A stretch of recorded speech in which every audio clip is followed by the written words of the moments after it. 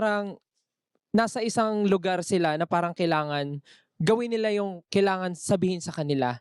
And sabi ko parang, gets ko na 'to, gets ko yung ganitong klaseng idea and paano binuo yung ganitong group.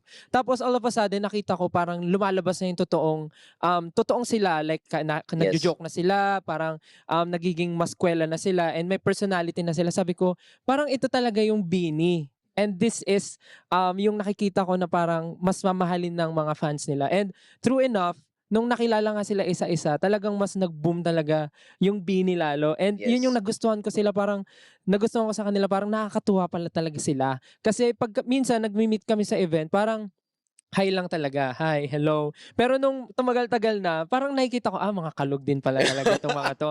And base nga po dun din siguro na-answer na 'to ni Pablo before, P-pop, for us, ang P-pop ay sumasalamin sa buhay ng isang normal na Pilipino. So, tama, salamin-salamin. So, tama nga, parang kaya rin masasabi nga natin na talagang super relatable and super Pinoy talaga ng P-pop kasi nga tayo-tayo rin nagkakaintindihan kung ano yung pinagdadaanan ng bawat isa. So, Tama. I guess yun po yung nagustuhan ko personally sa BINI. Ang gusto ko